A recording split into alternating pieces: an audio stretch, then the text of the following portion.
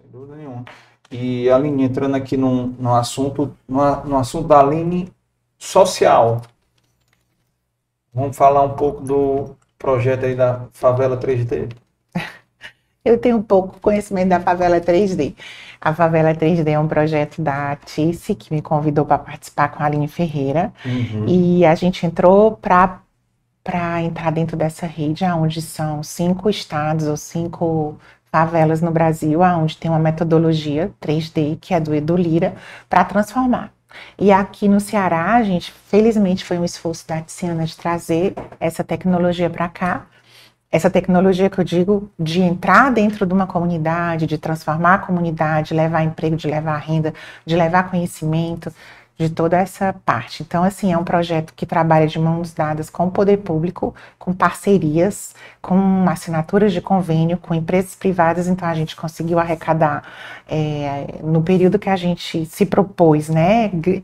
Os empresários chegaram juntos, dos quais que a gente convidou para entrar com um valor significativo dessa transformação, e aí o poder público, prefeitura e governo entraram juntos para fazer um plano. Em até 3 anos você você zera desemprego, você zera analfabetismo, você zera desnutrição infantil dentro daquela comunidade, e em dando certo você pode multiplicar a metodologia. Então é algo muito novo, e Fortaleza foi escolhida para a gente trabalhar, e a favela que a gente escolheu, né, no caso, que já estava escolhida quando eu me integrei ao projeto, foi a favela do Inferninho, e aí a gente está acompanhando... Onde é do Inferninho? Vila Velha, quase fronteira com a Caucaia, que eu já estive lá visitando grandes empresários aqui, que apoiaram, a Patrícia Macedo, o Deusmar Queiroz, o Igor, a própria Tiziana com o Pio Rodrigues, o meu pai, Everardo, e outras mulheres também que chegaram juntos, são em torno de 10 empresários, 10 não, são 14, que entraram com recurso significativo para fazer, junto com o governo, esse movimento. Então, na verdade, eu apoio, mas eu tô ali, sou bem coadjuvante, acompanhando o projeto e ajudando, né? Que é o núcleo aqui do Ceará, que é o Rutênio, que é o presidente da comunidade, o Edu Lira, que é a nível nacional, e eu, a Tice, e a Aline Ferreira, aqui fazendo essa mobilização com os empresários. Que é um pouco. O projeto mesmo que eu atuo de forma mais forte e viva é o Projeto Talento. Que o Projeto Talento, somos 4 cofundadores, que surgiu na pandemia, que sou eu, a Ana Maria Studert, o José do Egito e o Eduardo Figueiredo. Então, o Eduardo Figueiredo, o Ijandai, o José do Egito, o Jotugé, né, a Ana Maria Studert, a Fundação Beta Studert, e a gente. Mas não como marca, não como empresa. Nós nos unimos depois de um período que a gente estava tendo uma experiência na Rede Sol do nosso amigo Carlos Matos, onde na pandemia a gente montou um grupo para distribuir cesta básica, arrecadar recursos, a gente conseguiu mobilizar, e eu fiquei responsável por essa rede de captação de recursos. E durante a pandemia, que isso foi assim um grande viés, trabalhar projetos sociais, trabalhar com essas pessoas, doar, nesse período eu comecei a ver que quanto mais eu pedia doação e quanto mais a gente fazia cesta básica e doava kits de higiene, não tinha fim. Mas aparecia nessa Não é que é como se não tem fim, porque a comunidade precisa muito e você está sempre pedindo. E eu digo, gente, não pode ser assim, essa relação. A gente precisa transformar isso. E você vê que essas comunidades, elas são invisíveis de uma maneira geral. De uma maneira geral. E eu pensava, o que eu posso fazer? O que eu posso fazer? Daí a gente pensou que só tinha um jeito. Era procurar as pessoas que já estavam fazendo, apesar de tudo errado, de todos os problemas, a violência, essas pessoas trabalhavam dentro da comunidade empreendendo.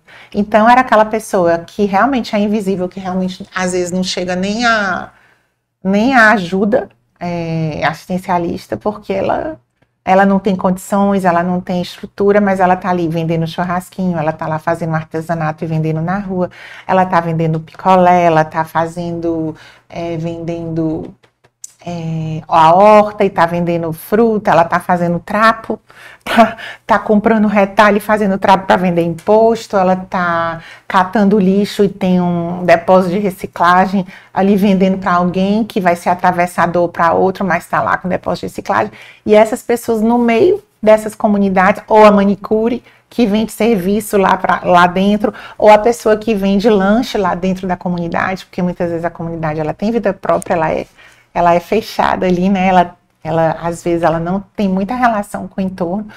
E então tem a manicure, tem todos aqueles serviços de venda também de produto de beleza, que eles têm Mary Kay, Natura, Boticário.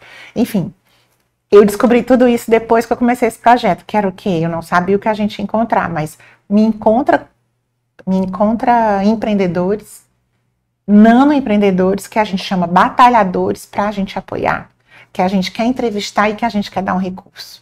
Só que a gente não quer dar só o dinheiro, porque o que eles vão fazer com o recurso? A gente tem que capacitar. Então eu conversei com o José Rocha, que era do Cristos, que era da Rede Sol também, que estava ajudando a captar, para que os alunos os alunos de administração do último semestre, da cadeira de estágio, além de procurarem emprego e serem estagiários de grandes empresas, que pegassem um nano-empreendedor desse, que a gente chama nano-empreendedor, um batalhador, e montasse e acompanhasse por 6 meses, e que a conclusão de curso dele fosse a entrega de um trabalho que deslanchasse o negócio deles dentro da comunidade. Isso é feito por Zoom, porque o aluno não pode ir lá, né? Não tem essa relação, é quase impossível. Essas comunidades têm muita histórico de violência, então é arriscado, né? Totalmente mapeada as áreas, você não pode entrar, tem horário. Então a gente quer essas comunidades mais críticas, o nosso trabalho é aí. E a gente junta esse aluno que está concluindo o curso para ficar 6 meses com esse nano-empreendedor que nós selecionamos, nós 4, e como a gente seleciona, a gente procura uma líder comunitária, provavelmente a pessoa que é da creche, ou um assistente social da comunidade, alguém que vive aquela realidade, que mora dentro da comunidade, que vai nos indicar nano-empreendedores, batalhadores, aquelas pessoas que acordam 4 horas da manhã, 3 horas para ir para uma feira, que trabalha de domingo a domingo, que está sustentando não sei quantos filhos. Então, ela indica essas pessoas, a gente entrevista. Na época da pandemia, a gente entrevistou por Zoom, porque também não podia ter contato ainda de máscara, mas depois a gente começou a entrevistar presencialmente. Então, a entrevista a gente faz num dia, entrevista, entrega para a universidade. 4 meses depois, eles entregam um nano-empreendedor com todas as cadeiras que eles fizeram de como colocar seu produto, como escolher seu mercado, como diferenciar o seu lucro do negócio para o seu rendimento pessoal. Eles, né, a Universidade Cristo fez toda uma elaboração, sim, todo um programa que a gente validou que antes de implantar, e no final eles recebem um recurso pequenininho, né, que é R$ 1.800, e vão devolver sem juros durante 12 meses. E hoje a gente conta com algumas parcerias, porque a gente começou a gente mesmo, dando, sem pedir para devolver, porque ninguém queria devolver, a gente queria dar e, pelo amor de Deus, faça o melhor para você, né? Multiplique, mas aí, multiplique, essa é a lógica do talento, de você encontrar não só o talento da comunidade, mas de você encontrar alguém que você entrega as moedas e ele tem a capacidade de multiplicar. Então a gente conversa muito com eles nessa linha, que a nossa missão é transformar a comunidade dentro para fora, e que eles são indutores disso, que não adianta esperar por ninguém, que se eles se transformarem num nano, num micro, num empresário e gerarem emprego na comunidade, eles não só vão ser exemplos, como eles vão transformar a realidade. Então a gente trabalha por comunidade. A primeira comunidade foi São Miguel, depois nós fomos para o Janguru Sul, depois Tancredo Neves, voltamos para o São Miguel, agora a gente está tivemos em Coqueirinho, Mangueira, e agora a gente está no Mudubim. Então já são o quê? 6 turmas de mais ou menos 12 a 15 pessoas que a cada semestre a universidade entrega e a gente doa o recurso. Antes a gente doava porque a gente ficava num conflito. Meu Deus, como é que a gente vai ajudar uma pessoa, né, e querer que ela pague? Mas aí a própria os próprios estudos e as pessoas até a própria metodologia que a gente acabou estudando do Papa Francisco, que ele fala, a nova economia, trabalha muito da dignidade. Então, eles precisam receber o recurso e eles precisam devolver parcelado, pouco, mas eles precisam pagar para que eles tenham a dignidade, para que eles sintam que a conquista é deles, para que eles se sintam valorizados, que isso faz parte do projeto, né? Então, hoje a gente tem a parceria conquistada esse semestre com o Banco do Nordeste, onde ele está apoiando e financiando. Então, a gente não teria, a princípio, limite para apoiar. A gente tem a parceria da Unicristas, né, que todo semestre, e a gente também conseguiu a parceria porque a gente começou isso muito com uma ideia da SMC Consultoria, né, do Sérgio Melo, na pessoa da Mônica Melo, que fez estruturou toda a nossa associação, que cuida da nossa contabilidade, então é um selo também de qualidade, idoneidade, e aí é um negócio muito pequenininho, que a gente também não divulga, porque a gente não tem Instagram, como eu também não tenho Instagram, não tenho nada, rede social, o nosso projeto também não tem nada, porque o que a gente quer é ainda, é como se fosse um MVP, né, um projeto ainda piloto. Onde a gente quer ver como se comporta, quais são os ganhos. Então, é a menina dos meus olhos hoje em dia, esse projeto social, que eu saio um pouco da empresa, mas a gente faz isso aos sábados, faz isso depois das 17 horas, e todos os 4, né, eu, Zé de Egito, a Ana e o Eduardo. Então, esse é o projeto, assim, que na pandemia, ele... brilhou os olhos. Porque... Tinha que ser. A pandemia surgiu muita coisa maravilhosa. E é um dos projetos que a gente mais aprende. Quando eu falei que a gente aprende com os filhos, hoje eu aprendo com essas comunidades, com essas pessoas valorosas, com essas lideranças, com essas pessoas simples, humildes e impressionante um meio ambiente e como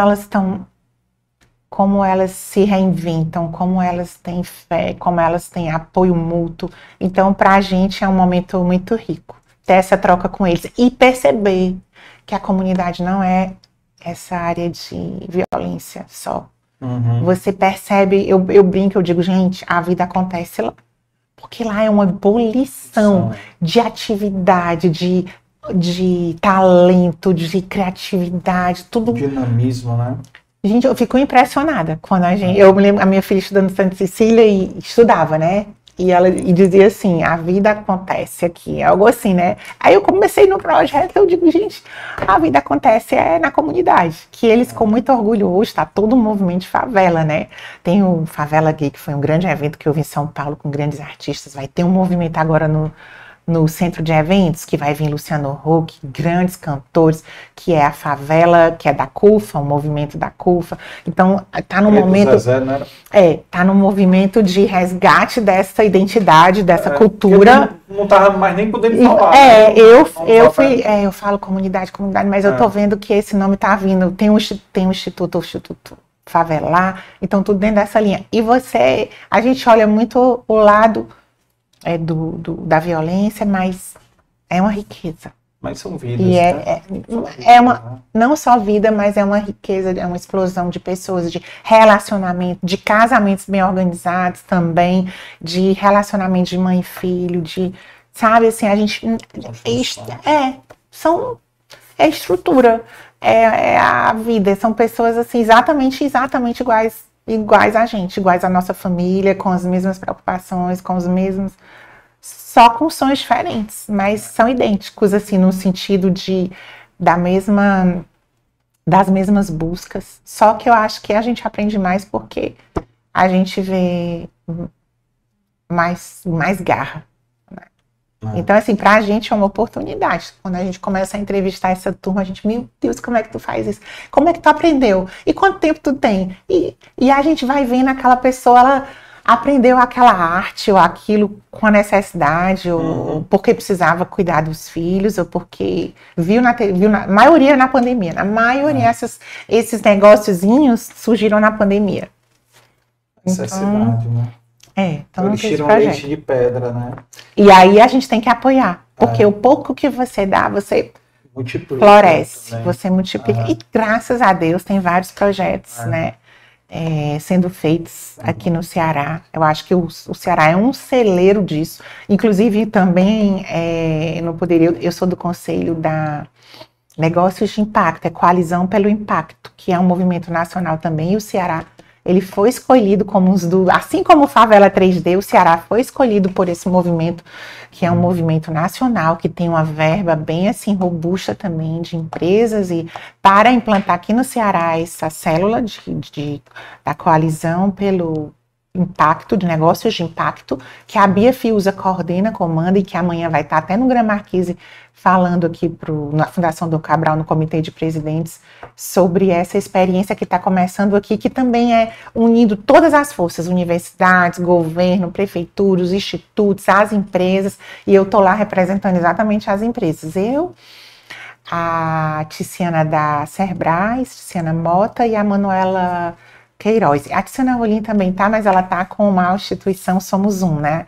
Social. Então tem as células das universidades, esse encontro ele é mensal, pensando nos negócios de impacto. Que negócios de impacto são exatamente esses negócios menores com impacto enorme, que dá uma transformação social. No entanto, não é filantropia, não é doação, é realmente você criar aquela cadeia, fortalecer o negócio e que isso se retroalimenta. É uma visão diferente, né? Você não está dando peixe. Exatamente, tá exatamente. É isso mesmo. E eu acredito plenamente disso. Muito melhor, também acho. Você falou esse negócio da pandemia, né? O problema da pandemia que criou. Na pandemia, eu criei um grupo de amigos no WhatsApp, comecei a juntar dinheiro para doar quentinha. A meta era 100 quentinhas por dia. Eu consegui fazer 74, era segunda a sexta, né? Consegui fazer 74 dias doando 100 quentinhas por dia. No primeiro dia, a arrecadação deu para 80, mas no segundo dia já deu 120 quentinhas. Aí já foi... Vários amigos. Eu não sabia de você, mas a minha irmã também começou a fazer lanches em casa. Foi um movimento mesmo de solidariedade. Eu vi tanta gente na rua, eu ficava tão... E a gente sabe porque pela Naturágua a gente criou doação@naturagua.com.br. Então qualquer pessoa que fizesse qualquer atividade focada no público, nesse público mais vulnerável, a gente doava. Então, a gente tinha um dia que ainda era, como a gente era serviço essencial, então a gente não fechou. Então, tinha um dia que todos eles iam buscar e muitos amigos, muitas pessoas começaram a fazer isso. Não, eu me junto aqui, tá? E como é que faz? Não, você envia o seu CPF, a gente tira a nota e você vem buscar aqui a doação. Não precisava ser pessoa jurídica, era igreja. Foi um movimento gigantesco.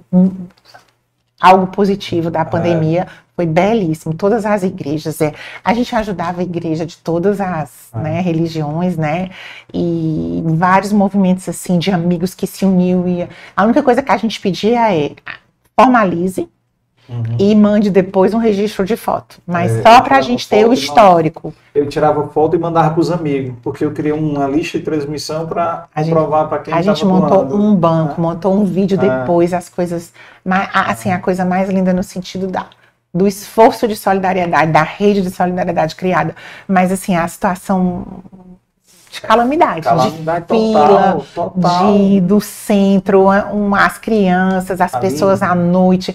Gente, a gente passou pela pandemia e a gente já deveria ter tido uma mudança de mindset muito maior. E, no entanto, a gente se acomodou de novo. Porque era um esforço. Foi a explosão naquele momento, aí voltou, se acomodou. E ainda há muita necessidade. Eu fiquei impressionado. Por que eu escolhi o almoço? Porque eu via que muita gente fazia doações à noite. Aí eu digo, à noite. Então eu vou doar no almoço. Aí o que eu fiz? Eu não tinha tempo para cozinhar, né? Aí eu peguei uma pessoa que fazia lá em Maranguape, quentinha, a R$5, a quentinha boa. Ou seja, eu estava ajudando a própria economia, né? Que ele, a filha, a mulher cozinhando e me ajudando nas quentinhas. Ele também, por exemplo, ele já trabalhava vendendo quentinha. Na pandemia, ele parou, sei lá, ele vendia 30 quentinhas por dia, 40 quentinhas por dia. Chegou na pandemia e não vendia nem 10. Aí, ou seja, sentindo também, né? Todos eles. Todo mundo sentiu. Eles foram proibidos de ir para as ruas. De trabalhar, foram proibidos. Não podia, nem podia, né? E eu ia entregar pessoalmente, era assim, doutor, o senhor pode me dar 2, que eu não comi nada hoje ainda. Doutor, o senhor pode me dar 2 para eu levar uma para a noite? Doutor, para levar para minha mulher? Mais você vivenciava isso, mais você tinha força. Porque, vamos lá, a gente tem que ensinar a pescar, mas não tem, isso não anula a filantropia, né, a doação. Né? A filantropia, ela é nobre, ela é importante, né? Total. Precisa sim. E aí, só que a gente tem que ter outras instituições que têm outro foco. Mas o foco da filantropia, das doações, ele também é válido, né? O que seria, né? Porque e de todos esses movimentos até religiosos, de acolher os idosos, esses que você cita aqui na abertura, que você tem que acolher as pessoas, né, em condições mais vulneráveis mesmo e frágeis, que não é ensinar, é acolher, é apoiar, é ser cristão. E aí, além disso, as pessoas que têm valor, que têm conhecimento, que têm condição de ter conhecimento, então nessas você pode investir para que elas cresçam, para que elas possam se desenvolver, mas o drogado não tem como. O drogado tem que acolher, tem que curar, tem que, né, que são essa parte toda das diversas instrumentos, né, instituições que a sociedade tem que ter para fazer esse guarda-chuva, ainda mais num estado pobre como o nosso. Então tem espaço para todas essas instituições, e tem esse perfil. Então o seu perfil é negócio de impacto, o seu perfil é treinamento, capacitação, o outro vai ser acolher, vai ser realmente dar, ajudar, curar, dando. E a gente tem que ajudar mesmo e valorizar, como você está fazendo aqui, valorizando essas instituições que passaram por aqui. A cada programa você reforça, né? Um Lumen, né? O AIDISCA. Todos no seu papel, né? Todo papel importantíssimo. Agora, esse trabalho que eu fiz da Quentinha, o mais chocante para mim foi um dia, sabe o quê? Lixão de Maracanaú. Nunca vi tanta miséria junto. E as minhas sem Quentinha não dava para nada. Não dava para nada, era tanta gente, mas você vê que a gente fica às vezes numa bolha, mas não sabe a vida como está acontecendo ali. Mas você estava comentando, eu nunca tive a experiência de entregar as quentinhas. Eu fico pensando, não, e ela é valorosa, mas a gente tem que, eu consigo fazer as quentinhas. Eu não sei fazer, mas eu quero entregar. Eu não sei fazer, nem quero entregar, mas eu quero apoiar, porque eu preciso do recurso para acontecer. Então, cada pessoa na sociedade, ela tem o seu papel. Então, quem entrega, eu acho fantástico, porque tinha tempo, ou tinha essa oportunidade, e a minha irmã entregou. A minha irmã saía para entregar, tanto que ela, Aline, a gente está precisando de água. Eu digo, manda o ofício, né? A Elisa fazia e entregava. A Heloísa saía com o grupo do Mundo Zero, o pessoal do Mundo Zero, que também se mobilizou nessa época para entregar.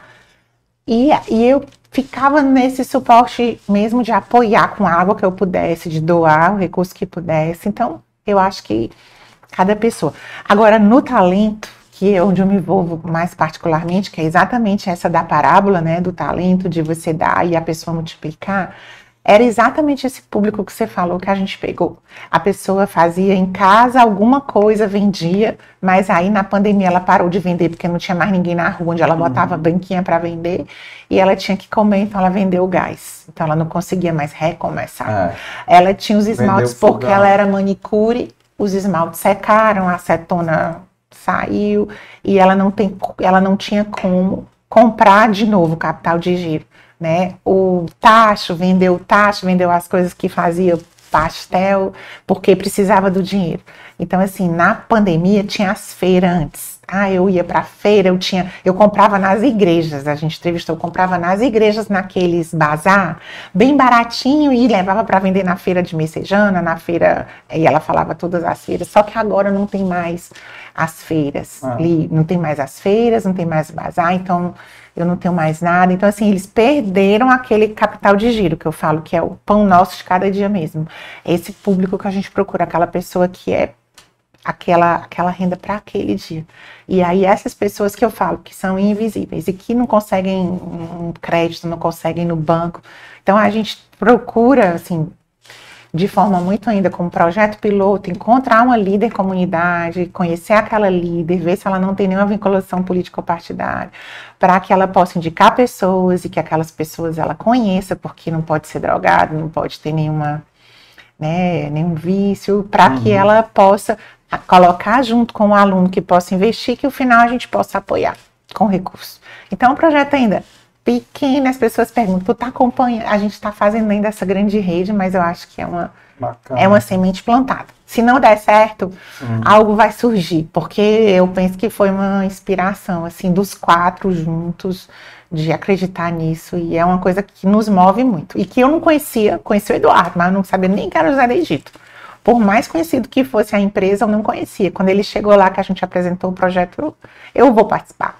E a Ana também, eu não tinha conhecimento nenhum da Ana, eu não conhecia a Ana Maria. Eu conheci no projeto, porque ela falou, ela estava ajudando a captar recursos, ela falou, não, Aline, eu quero aquele que você comenta do empreendedorismo, eu quero ajudar naquele. Aí o Eduardo falou a mesma coisa, a gente estava captando para a Rede Sol, para outros fins, não, eu quero. Eu falei, então vamos montar esse grupo e vamos atrás de desbravar o que a gente não sabe de nada, onde tem.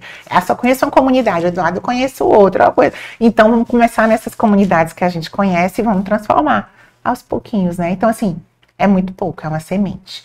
Mas eu acredito que a gente ainda está aprendendo e que isso vai crescer pelos parceiros que estão conosco, assim, que estão dando força e pelo esse projeto. Mas é muito pequeno ainda.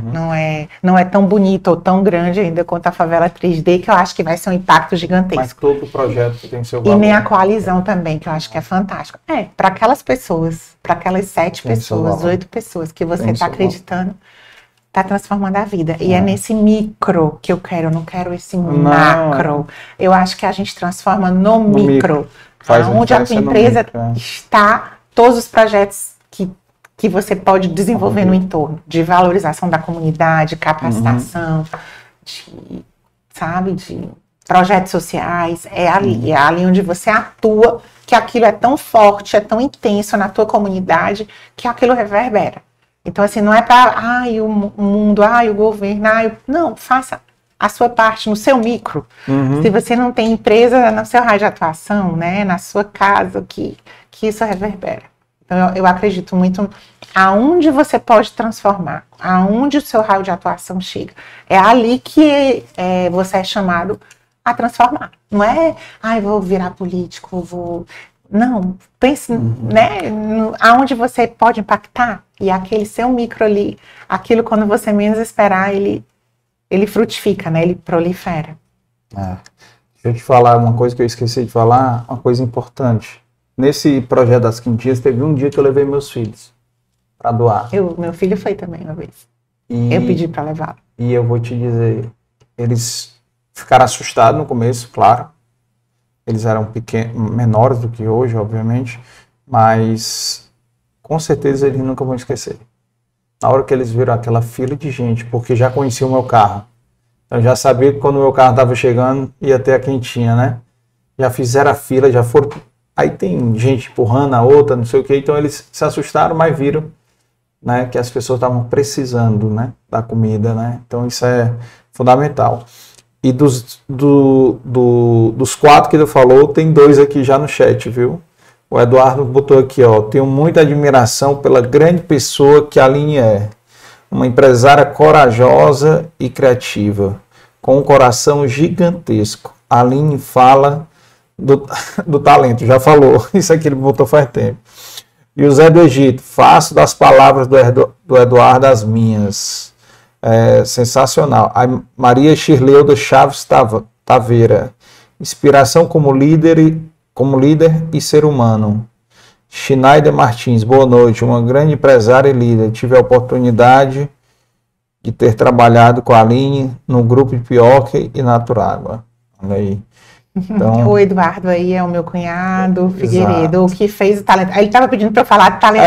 Porque ele Eu mandou. nunca falo. É porque eu nunca falo, mas eu falei, É. gente, se eu falei da Favela 3D, Tem que falar, eu, tem que eu vou falar. falar do talento. Eu escondo, É. a gente não tem rede social, a gente não tem Instagram, a gente não tem site. E a Aline, e quando a Universidade de Cristo pergunta, eu posso publicar? Porque a Unicristo já está fazendo até um evento, uma feira de empreendedor, e ela já chama os nanos. E a gente pega os nanos, organiza, leva para lá, bota o Uber, você vai expor, o que é que você tem? Aí eles se preparam e vão lá expor, e a última feira, né, a primeira e a última, mas eles já falaram que esse ano vai ter, né, a primeira é o que eu digo assim, a última feira foi a primeira. Quando eles fizeram, disseram que foi a maior venda da minha vida, tanto de bordado, a outra que levou docinhos, porque você se encanta. Com pouco tempo de apoio da Unicristo, com pouco tempo do aluno, da doação do professor, eles explodem. Por quê? Porque eles já fazem muito, sem nada. Então, quando você dá um pouco, e era essa a nossa aposta do talento, quando você dá um talento, ele multiplica, que é o conhecimento e que é um recurso pequeno.